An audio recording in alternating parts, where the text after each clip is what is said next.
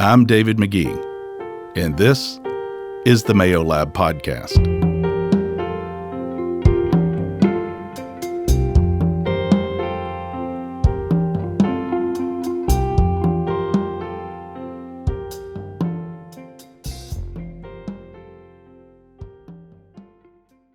So happy you're with us on the Mayo Lab Podcast once again. And as always, we've got Alexis Lee along for the ride. Alexis, how are you? I'm doing well. How are you? I am so great because this is a conversation, particularly if you are a parent of young men, right? Or hey, if you just have to engage with young men in general, there's a lot to learn about young men, and I think there's a lot of ways we have to help them. You know, this conversation, Alexis, I think is important, really hits home with me. First of all, because I had two sons that really struggled with substance use disorder beginning in middle school and into high school. And, a lot of that was self-medication. And to be honest, even when I was in middle school and high school, I really struggled with self-identity. And who am I? What's my role in the world? And there were expectations I felt like of who I was supposed to be that I think I battled long into adulthood. So the very notion that someone in a company is out there digging in at the college level to engage with students around their well-being is a big deal, and we've got just that guest for this episode. We do. Matthew Stefenko. He's the CEO of Manual, a men's health company with a mission to inspire young men to become the best versions of themselves. And they have a really unique approach to how they're working with students on college campuses everywhere, and he gives some great insights into what they are learning about men everywhere. Not to be missed.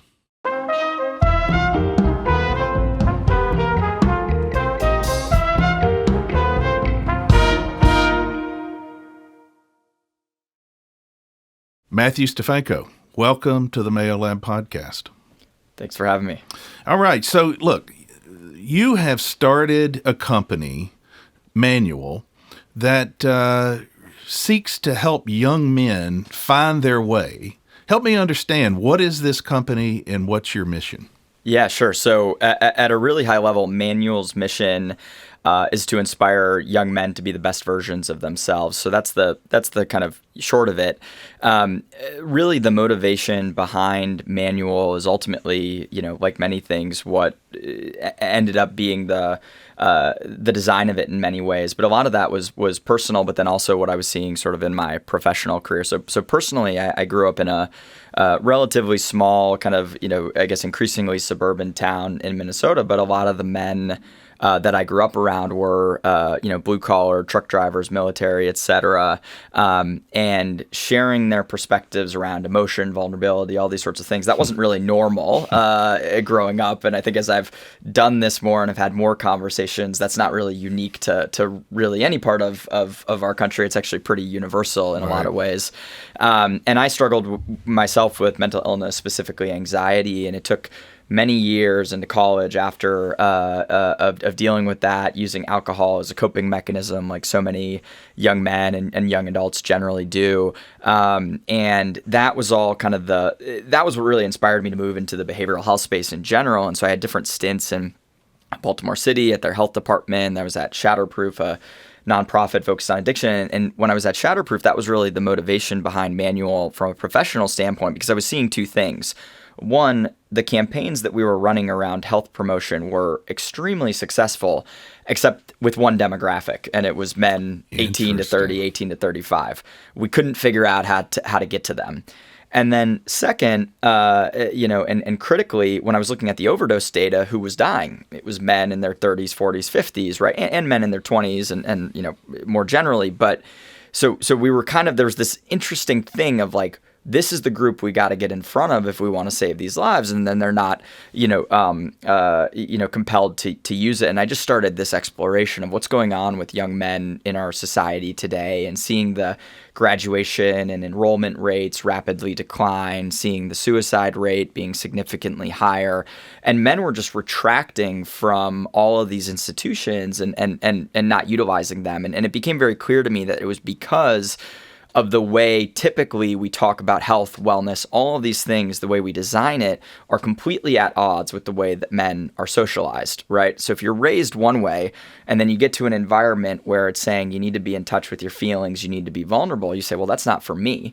And you resist it and you pull away. And so you can do one of two things, right? You can decide to try to force men to rapidly change the way they're socialized and sort of it's the boys should cry kind of mentality, right? Or you can say, let's try to meet these men where they are and try to adapt programs to do that. So that's what we've been building over the last 7-8 months, and we take a variety of approaches from an intervention standpoint, and that includes this pretty high quality content that we work around with experts that we build for these guys. We have sort of a peer-based program where we have full-time staff on our team who are what we call men's guides who do sort of oversight and have these sort of anonymous chats and conversations. So with that's these guys. done digitally, like so you're engaging with them on a digital platform? Correct. Is yeah, that exactly. So we partner with institutions that serve these young guys. So that might be universities, it might be with national fraternities, it might be with the interfraternity councils, and then they ultimately give our service and our platform to the guys that they serve for free, and that includes a whole suite of things, right? So, and it's all digital, and it's meant to scale, and it's meant to really meet these guys where they are, right? So they have email, so we have a weekly newsletter. They're on social media, so we add them to a closed group on Instagram, and they can see our content on Instagram. They text, and so rather than pulling them to an app, we actually just text them directly, and we get their phone number. And then, of course, they watch videos on their phone, and so we have an online platform where they can watch all of our content. So we really try to meet them wherever they are. And interestingly, we found that these guys do kind of pick a lane, right? They prefer just working with us through the newsletters, or they prefer just working with us through the texts or whatever it might be. But yeah, that's the service that they ultimately receive, and then they have access to that, during the duration of the partnership that we have with these schools. Is there anything like tell me a few things engaging with college students so far, young men. Tell me a few things you've learned about them. Where are they now? Yeah, they're not in great shape. I mean, I think that and the numbers sort of bear that out, right? I mean, they're definitely struggling. I think they are increasingly coming around to the idea that they need help, but they're finding that help is not compelling to them once they reach out, right? And so they often are finding other pathways, which is a whole additional problem, which is really, scary and challenging. But, we've learned a few things. I mean, one, when you think about the experience of counseling centers or substance use centers or where men should be potentially getting help, many of them, especially Black men, Hispanic men, et cetera, they're not finding themselves in the therapists and counselors that are often at these schools. And it's not the school's problems, it's a workforce problem. Sure. But inevitably, if 80% of your counseling workforce are women, and the vast majority of those are white women, if you're a young Black man and you want to speak with a Black man about your problems who's a therapist, you're not going to find one. It's going to be really difficult, right? And so they're seeing that disconnection. Second, we're learning about the language a lot that gets talked about. If you walk into, I've now been on the road and been in dozens of counseling centers and on campuses, and we've made a lot of progress opening up about mental health, but unfortunately, most of the messaging about mental health is, how are you feeling? If you need help, reach out. We're here for you. Are you dealing with anxiety? Are you dealing with depression? All of that language is stuff that is totally at odds with these guys, right? They don't want to deal with their feelings. They want to optimize. They want to self-improve. But that's not the messaging that they're receiving, and so they stay away from it. And there's just still that stigma. There's that internalized stigma. So yes, we've made a lot of progress, but we've not overcome all of the progress. So these guys still don't want to talk with their buddies about what's going on, at least not, in a meaningful way. They don't feel like they have pathways to get help. And when we've talked with a lot of young women, many of the things that enable them to get help, right? They have a sister that tells them about a great OB-GYN or a therapist or an app to use. Guys aren't going to their buddies about their erectile dysfunction issues or their anxiety or their drinking problems. And so there's just no entry path for them into getting that further help. And that's what we try to produce and build, I guess. So you mentioned drinking in young men. And look, I wrote a whole book about this culture. I lived it myself. I watched my sons go through it. I'll say the alcohol and in many ways the marijuana culture, because I think a lot of studies show that while men and women are really impacted by marijuana addiction and misuse, often we're seeing males are more prone to that. And certainly in the alcohol culture, we're based in the Deep South. In the Deep South, you often, the stereotype is you get a truck, you kill a buck, you start drinking.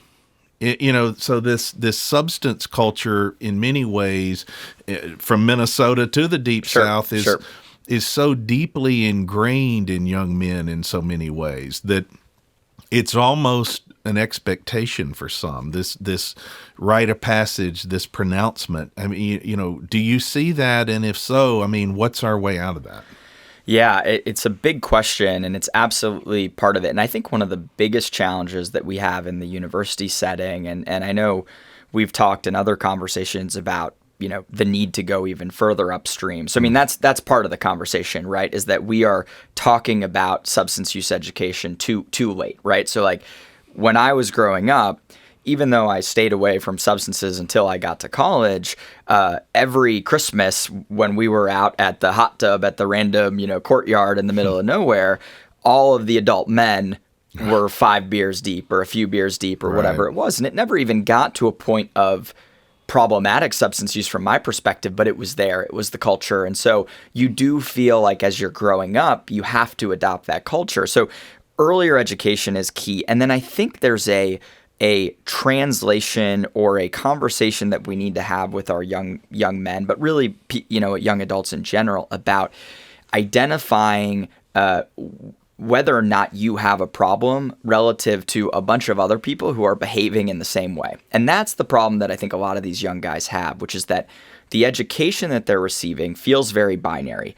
Here's what a substance use disorder is. If you drink more than 5 drinks in a night, you've got a problem. And they're looking out onto all their buddies. Everybody around them is drinking 5 drinks a night. And so what I always talk about is these 3 kinds of groups that we need to be able to teach guys how to identify where they fit in that group. There's the kind of guys who are drinking aggressively in college that are going to be just fine when they graduate, right? There's not a genetic predisposition. Once they start having a job, they start having a family, they might drink on the weekends. They might, during a bachelorette or a bachelor party or whatever it might be, imbibe a bit more than normal, but they're going to be fine and they're not going to exhibit those sort of symptoms of substance use disorders. Then you've got people like me, right, who was binge drinking, blacking out related to my mental health issue, right? So like I had untreated mental illness, and so I was binge drinking to cover up that social anxiety. And so until I dealt with that mental illness, I was always going to have those problems with alcohol use and all those sorts of things. And then you've got people who have substance use disorders, right? And when you're a 19-year-old guy, it's very easy to justify and rationalize your behavior because you don't know which of those 3 groups you fit into. And most of the education that you're receiving doesn't have that level of nuance. It's just, if you're drinking a lot, you have a problem. And you're like, well, then everybody in my house has a problem. Everybody, yeah. And so that's the kind of nuance that we need to get. And then we need to teach friends and people around these people to be able to identify and have those kinds of conversations. Because I think if you asked any of my friends in college, Matt was just a heavy drinker. Like it was, but it wasn't, there was never that, I think there's something else going on or whatever. It was just, he just drinks more than us, but we're all drinking a lot anyway. So when my son Hudson woke up in the hospital after an accidental drug overdose when he was in college, he was in a coma for a couple of days, and while he was in a coma, some of his friends called me to the side and they said, "Hey, when he wakes up, you should know he might need some help because he's been on something for a while." Yeah. It didn't dawn on them to sound the alarm of emergency at that time because they were just seeing it all around them, And I think that education process, you're right. There's a difference, and it looks different in different individuals. You might have one individual having 2 alcohol drinks a day, but using marijuana morning, noon, and night and mixing in some pills, Sure. and then they have a problem, but they can't look across others and see exactly a mirror reflection to help them understand that they have a Yep. problem. And the other thing is that you talked about that's so interesting, reminds me of when, as a middle-aged man, I grew up with some anxiety and depression, just like you were talking about you faced as a young man. And I never dealt with it. I didn't understand what Yep. it was. I didn't even know how to put my finger on it. So I go to a psychiatrist as a middle-aged man for the first time. Sure. And I walk in there in all my male ego. And I walk in there and I don't say, hey, I sometimes am depressed. I'm often anxious. I don't know who I am literally, and I'm not sure I do figuratively. Help me. What I said is, man, I'm a man. I put that armor up. Hey, here's the thing. If I could just finish this book I've got under contract on deadline, I'll be fine. Yep. Really, that's all it is. It's just like if I could just get to the holidays, if I could just finish that project, if I could just get in the new house, the new job. That's what I said. So what I did is I walked out with a prescription of Adderall, which I soon was misusing. And I did finish that book. But then when I began to pair that with alcohol, my life spiraled out of control. That's on me. And I own that because I didn't speak a truth in that first meeting with a psychiatrist. But going back to what you were saying, I'm not passing the buck, but how I was raised in the culture, I didn't understand how to speak the truth. Yep. I was taught generally, culturally, there is no such thing as that truth. Yep. The number of adult men who are in their 30s, 40s, 50s, 60s that I speak with about Manual that then open up to me, and I'm maybe the second or third person that they've opened up to about what they're going through, right? I've told my wife, I just started therapy and now I'm talking with you. Or sometimes I haven't even told my wife that I'm going through this. I mean, that's the level of how deeply ingrained this hesitance to reach out for help and express a need and all these sorts of things is for so many men. And so then you have to look, when you look at our young adult men and when you look at the sons of those guys, it's like how well equipped could they really be to be able to confront these sorts of things when that conversation was never something that was going on at home, right? Because I can tell you, anybody's, from the conversations I've had with these young adults, you can feel it when your parents are struggling. You almost always know, right? Even if you don't know the depth of it, you to some degree what's going on. And if they're not openly talking about, here's what I'm doing to get help, and this was my story, right? You just assume, well, that's the way business gets done around here, right? We just aren't gonna. We're just gonna bury it. We're just and gonna feel bury the grief and move along and go through. And when you trace that down, and I think it's probably related to the things you saw in your parents and the things my dad saw in his parents. I certainly know that's true. with the people that I'm, I don't think in my household truth was ever spoken. I'm being honest. And it was a conservative household of they thought they were rooted in truth. We were in church every Sunday when I was little. I'm telling you, everything was a lie. Yep. There was no truth. It's like I could have a red shirt and somebody would tell me it was white if they thought it would make somebody feel better. Yep. I mean, there was no truth. Yep. A big part of my exploration on this, right, personally, is every day trying to remove blame from the individuals that I was around and really trying to understand that we're set up societally as men to fail in this regard. I mean, we really are. We're taught to be this way. And then also all of the solutions and the things that are being developed aren't built in a way that is compelling based on the way we're socialized, right? So and this is kind of my, the hill I'll die on, right, of something that we've talked about a lot is I don't think that having boys should cry and, men should be emotional or any of those things aren't good, lofty goals or whatever it might be. But why do we as men have to get there to be able to get mental health care, therapy, or all these sorts of things, right? We've set up a system to say you have to cry and be vulnerable to get mental health care and all these sorts of things. I've been very lucky to meet with a lot of men who have gone on journeys, whether it be mindfulness or meditation or therapy or they've gotten prescriptions that have benefited them and all these sorts of things, and they've gotten there in their own way based on the way that they were socialized and how they fit into the world as men. And I think we need to do a better job of saying that it's okay to access care and improvement and optimization or whatever you want to call it in the way that works for you, and not make it this barrier of you've got to, you can't do it unless you fully cross over this line exactly. and become somebody else. That's right. Alexis, you played sports in college. You played volleyball. I'm guessing, from a woman's perspective, you face some of these issues there. I mean, of having to did you feel pressure? Like you have to be a certain way as an athlete?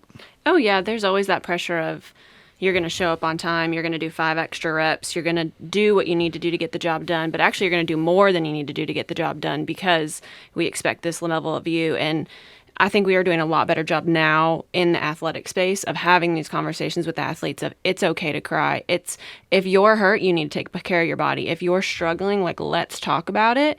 And so I think we're doing a lot better job in that space. And it comes from the top down, but I also think it starts at home. It starts in the family. It starts in the community you're surrounding yourself with. So Matthew, I kind of want to ask you as a female, how can we better support men in our lives? How can we open that conversation, that gate, create a safe space where it's it's okay to cry without saying it's okay to cry? Yeah, it's a great question. And I think, it's interesting because I have sort of my personal perspective and maybe a bit of a nuanced answer in that some of the manual users actually are women on these college campuses because it's a small number. Okay, but you have some? They're using it as a mechanism to help their partners or their brothers or whatever it might be. And I sort of hesitate or pause because I think it's an important question, because I do think that there is a over-reliance of men on women to help them get through this, right? There is too much burden being, borne by women as sort of the de facto therapists for all of these men. And honestly, if you want to go really, dramatic in it, it's how a lot of things like domestic violence and verbal abuse and all these sorts of things start, right? Because you start to say, this is my only outlet. So I only hesitate to say that I do think a lot of what we're trying to do with Manual and what more institutions need to do is to step up for men so that they're not so reliant on that individual woman in their life to be there. And I'll be very open, right? Olivia, my fiance, helped me through a lot when I was going through things when I was 22, 23, 24. It was an undue burden on her, certainly, right? And so there should have been more around. But I do think that, largely, if I had to sort of answer what can women do more generally, et cetera, I think some of it has to do with redefining expectations of what they value in men that they're dating or those sorts of things, right? Which starts to get to be a very dramatic conversation, right? But I do think we hear a lot from young men confusion of, I'm told to be tough, these girls like me if I'm quiet and all these sorts of things. And then at the same time, we're hearing, this is just what I'm hearing from 18, 19, 20-year-old guys across the country. And then at the same time, I'm being told to be vulnerable and to be open up and to cry. And then at the same time, then those girls aren't as attracted to me anymore. This is just what they're telling me. It's a very, very complex conversation from that point. So I don't know if I have a perfect answer, but I do think that if we're asking men to be more complex and more nuanced and more open, and we're saying that's a good thing to aspire to, not just women, but as a society in general, we need to be excited about that and then promote that when it happens versus saying we actually liked you the old way, when you were tough and reserved and guarded and you weren't open, right? And I think that's not just a conversation for women and partners or whatever. It's a conversation for parents and the institutions that we're a part of, athletic departments and coaches, right? Like I think, they need to be comfortable with their guys being different than what they were 20 or 30 years ago. And if they're not, those men are going to just revert back to what they were raised on. So one answer I have for that, because that is a great question, and I love what you have to say, Matthew, on that. And like for me personally, there was a big change in my life. So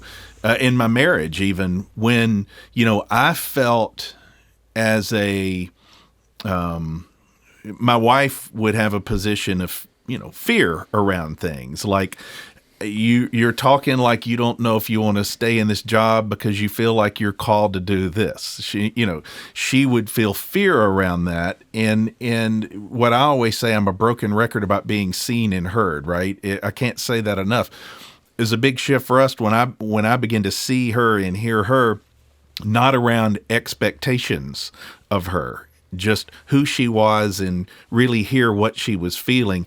And the same was in reverse. I always say, like, I actually went and made a whole lot more money once I was seen and heard that I didn't want to be viewed as making money. And that's actually a true story. Yeah. That's actually a true story. I crumbled under the pressure of that fear around the expectation of what I needed to do. Once we got to a point where I kind of, in both ways, where I could articulate being seen and heard as me, and I have these fears, and I don't want to be trapped into a job I don't like, even if it does put some financial burden. Really, once we got to that point and it took that pressure off, and I do think that's the thing. I mean, right, there are still many stereotypes that exist.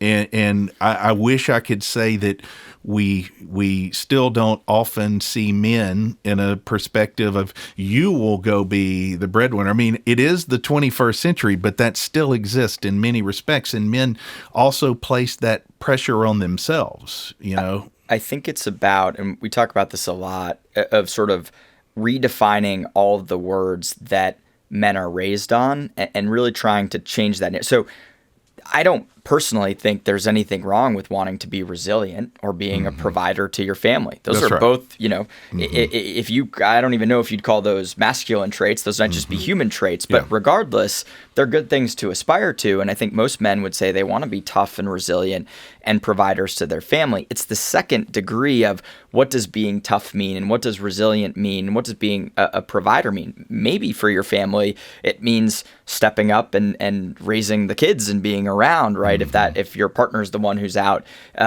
being the breadwinner, right?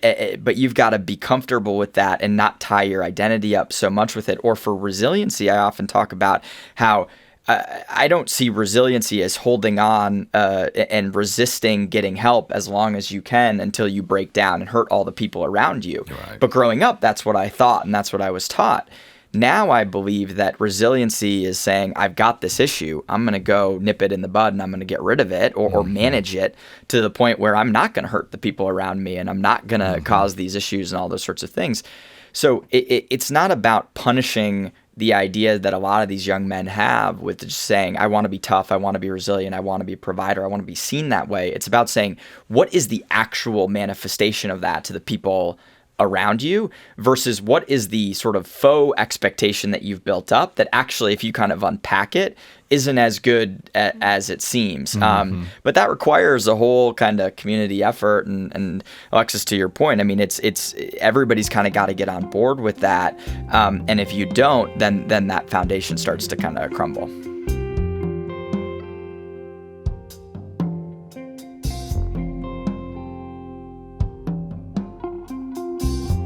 Hi, I'm David McGee. Now, more than ever before, parents need better information about the challenges facing their children, what sorts of issues to expect and when, and the warning signs to look for. From anxiety and depression to addiction, eating disorder, and loneliness, students and their families are facing a mental health and substance misuse epidemic that requires new guidance. My new book, Things Have Changed: What Every Parent and Educator Should Know About the Student Mental Health and Substance Misuse Crisis, offers a clear roadmap for helping students find the joy they want and deserve. Head over to themayolab.com to sign up for our newsletter and find a link to pre-order my new book. And everyone who signs up for our newsletter and pre-orders a copy of Things Have Changed will receive a digital copy of my expanded student toolbox. Visit themayolab.com today. You are listening to the Mayo Lab podcast with David McGee. Now, back to the episode. I want to ask something of growing up and like the culture we're in now, kind of it's like our parents didn't ask for help, our grandparents sure as heck didn't ask for help, kind of thing, of that level of almost guilt. You feel like you're going to let them down by stepping up and asking for help. Have the guys that you've been talking with talked about that at all? Like, what level does the guilt or ashamedness of it play a factor?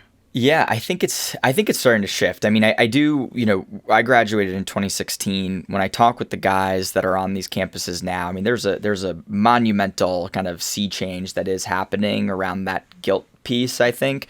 So I actually think that to some degree, the guilt and the shame is less about the disappointment of like the toughness and resiliency. It's really about the lens of all the people around them and the perception that they have of those people, and I think what that looks like for to be totally frank, the biggest concern I get is not about parents, it's about girls. It's how are they going to view me as a guy who does these sorts of things and who value, and opens up and has these kinds of conversations. So I hear that quite a bit. And then from their peers, right? So it's how are the guys around me gonna value me as a leader or whatever it might be if I'm the one guy who has to go get help or whatever it might be. And so a big part of the conversation that we're having with these young guys is there is a level of normalization. The analogy I always give is if you play 3-on-3 basketball, right, with any, you find 5 guys to go play 3-on-3 basketball with on any college campus. One of them is going to be dealing statistically, right? I mean, at a very high level with a substance use disorder. One of them is going to be dealing with some level of anxiety, depression. One of them is going to have erectile dysfunction before the age of 25, right? Now, if you go up to any group of 6 guys on a college campus and say, hey, that's your friend group. Yeah. They're going to say, no way. Right. No way. That's my friend group. Hey, those are 6 other guys. And I was like, well, maybe, but then you just picked a lucky friend group, because if you run that scenario enough times, that's what you're going to find. And so, there clearly is something there. I don't know if it's guilt as much from what I've heard, but it's that it's whatever that maybe shame's the right word, but it's that barrier that gets built up between the perception of those groups of people to who I am and my identity, which we know is very, perilous and tricky anyway as an 18 or 19-year-old, let alone all those layers of who you're supposed to be as a quote-unquote man, get layered into it. Have you learned anything from the engagement with students so far that is valuable to share to parents? I mean, I get to engage with a lot of parents. Yeah. I get in schools throughout the country. Just last week, I was at a school. I had a couple of hundred parents at a meeting. And,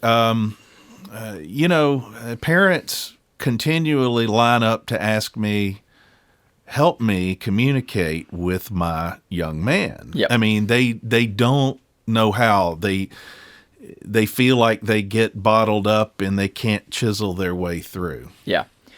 I think, maybe not as comforting of an answer because it's more preventative than in the moment, right? But having these conversations earlier and building up that confidence, I think when someone's younger, to say you can be proud of wanting to get help or whatever it is when you're, in middle school or elementary school or high school or whatever it might be. I think that's a big part of the conversation. I would say, and I policing any young adult social media or whatever it might be is a tricky subject, but I would say that, parents do need to understand the type of men that these men are seeing on social media. And this was something that I had sort of mentioned earlier, but I'm a general believer that when people are struggling, they typically don't do nothing. They have some outlet somewhere, right? Even if it's kind of unproductive. We know these men aren't going to their collegiate counseling centers or to their community or to their parents or their friends.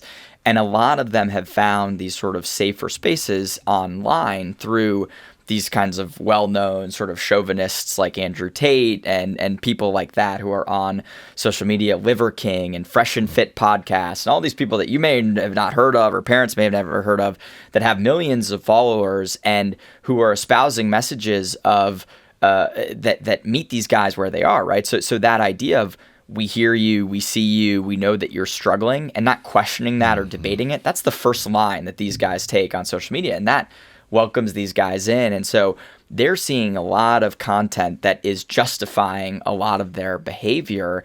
And so if you as a parent are rejecting that immediately, or if you're not accepting that these young guys maybe feel like they are struggling in some way, they're not going to listen to you. They're going to listen to these other people. And so that's a lot of the work that we're doing on these college campuses as well, to say, it's a tricky dialogue in 2023 to say men are struggling and young men need more help, right?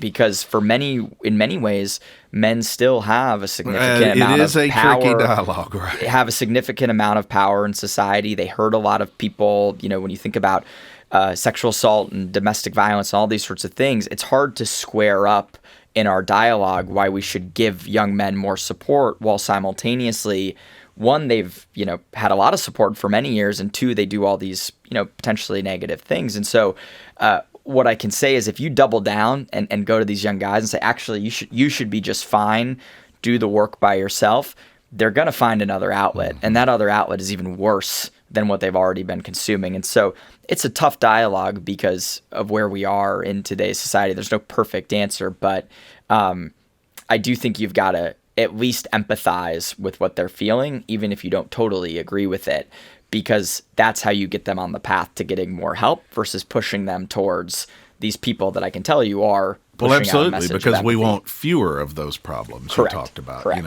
So one issue I can tell you that anecdotally for me, I'm seeing rapidly on the rise.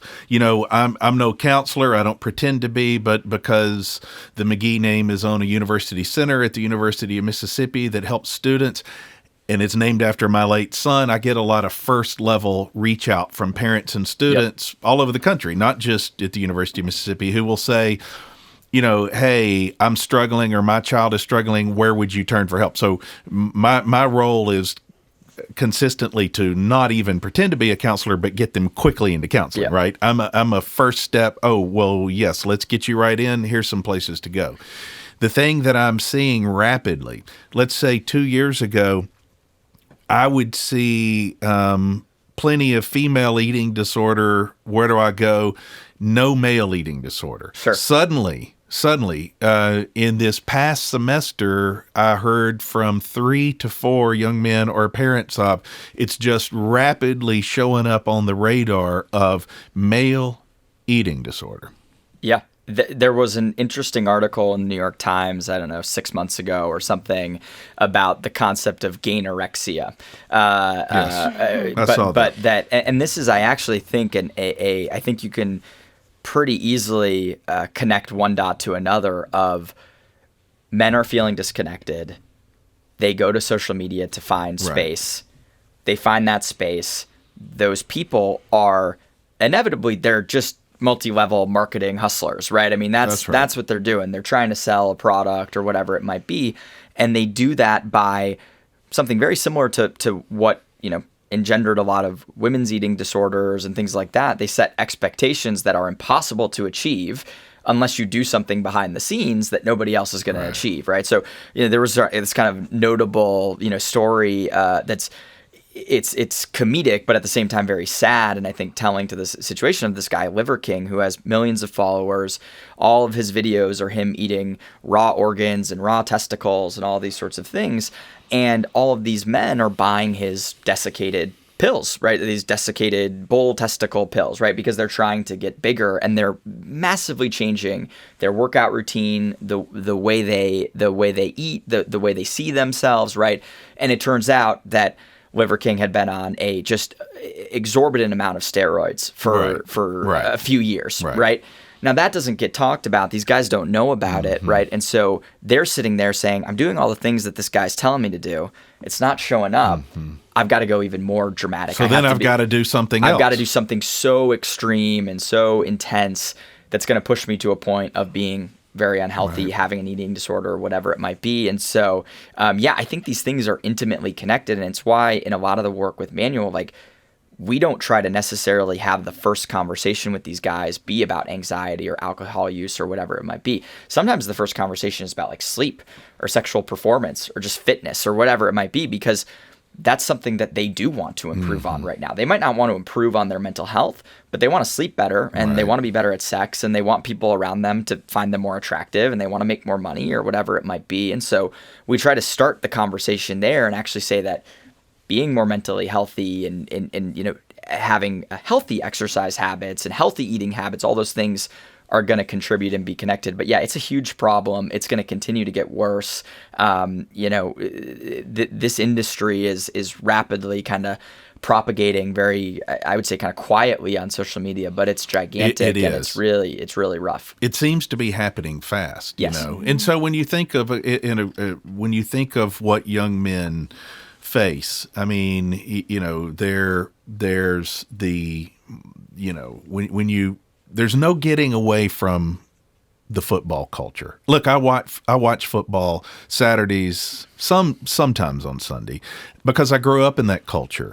But the reality is, if you're a young person today, yeah, it's the 21st century and so much has changed, but look at the exposure they get in pornography, in roles, and objectifying women and how they're positioned there. And then you look at this football culture, very largely driven around alcohol, driven around, it's negative if you're injured. You got to get back in the game. You got to be fit. It's this macho culture that, frankly, not only all of America, but a good bit of the world is pretty tuned into. Sure. And that is a pure male-driven culture.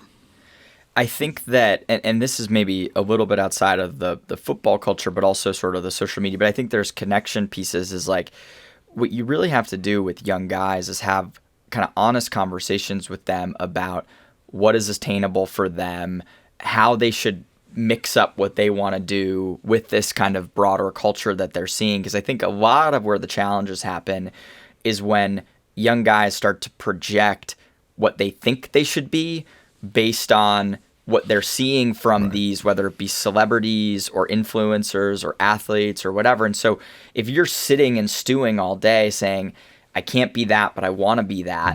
And you don't understand the underneath of it all, right? Why are these, like, what kind of sacrifice are they putting in? What kind of advantages did they have or not have? All those sorts of complexities. You start to think that maybe you should become that, or you need to replicate some of that kind of behavior. But it's really difficult, right? And I mean, I think we see, right, that there still is no shortage of, men with celebrity power, influence, etc., who do really bad things to a lot of people. I'm not saying that's football players or culture generally, but in any of these kinds of fields, you see that. And if they're not getting punished, if they're still getting celebrated, all those sorts of things, it's hard to like measure up. Well, why shouldn't I try to go do that thing, right? Because it seems like they're having a level of success. So I don't know. It's a big question. I don't really know if I have a solution to it, other than to say we try to teach young men about sort of attainable pathways to whatever their own personal level of success is and what they hope to achieve versus trying to project whatever they're seeing out in the world onto their own lives. I think that gets you part of the way, but inevitably when you see that kind of macho culture and it is so ingrained in the U.S., we're always going to be fighting against that to some degree, or not even fighting against it, but just acknowledging that it's there and it's going to exist and we're going to have to coexist with it in some way. Mm-hmm. So you're the founder and CEO of Manual, your own college campuses, including doing some work on the University of Mississippi campus where you've had many young men sign up and engage, and on other campuses. Tell us just where you are now and what you see as the future for Manual. Yeah, we're really excited about sort of the initial traction. So we launched on campuses, so the University of Mississippi and Morgan State University just in October. We already have a little over 2,000 men enrolled in the platform across the country, which is really exciting in just the first few months. We expect that to be somewhere around 5,000 to 10,000 men enrolled in just the next few months. We're in a bunch of different colleges across the country, including starting a partnership with the Interfraternity Council at the University of Alabama, sort of just down the road.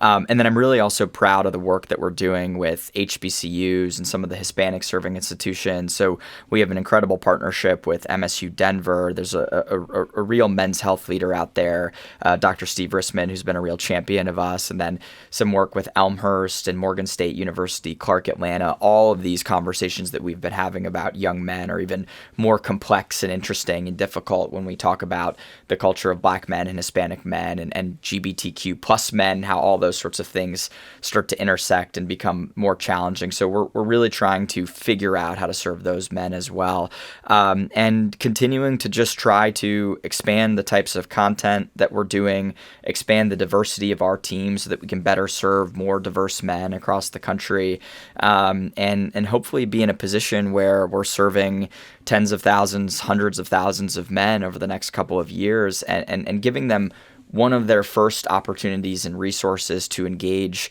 in these kinds of conversations, these kinds of dialogues, in the collegiate setting, hopefully in the high school setting. Frankly, we've more so than we even expected when we have conversations with these young guys, even when they're 19, 20, they're telling us, I wish I had this when I was 14, 15, right? So we know that there's a lot of work that needs to be done there. And then we've had a lot of conversations about what does it look like to adapt what we're doing to men who are 30, 40, 50, 60. It becomes even more difficult because things are so ingrained. But the reality is men are leaving the workforce at a really rapid rate. Men are dying, daily, weekly on job sites in the construction industry and all these sorts of things because of issues with substance use and suicide, et cetera. So there's a deep hurt with a lot of men, and it's affecting a lot of parts of society. It's hurting women, it's hurting families. So that's the where we're going to be, playing and operating. And going back to the football analogy, I think we're on the 1 yard line going the other way, and excited about kind of what's to come. Yeah, so where can people find out more about Manual? Sure. So our website is manual.care. You can see some of our videos and some of the information and some of the universities that we're partnered with. We're always open to having a conversation. We really see this as a movement that needs to be created around advocating for our young men and how to support them in the context of where we are and getting them, more high quality resources that make them better family members, better husbands, better partners, better fathers, all these sorts of things. So anybody who wants to be, around that mission, we can probably find a way to create a partnership. Mission, So that's the best way. All right. Matthew Stefanko, thanks for joining us on the Mayo Lab podcast. Thanks so much.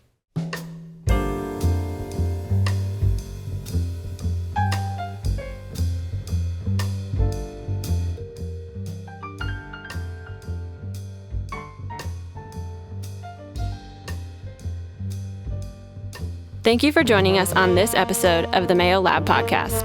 The Mayo Lab Podcast is produced by Dr. Natasha Jeter, Dr. Megan Rosenthal, David McGee, Alexis Lee, and Slade Lewis.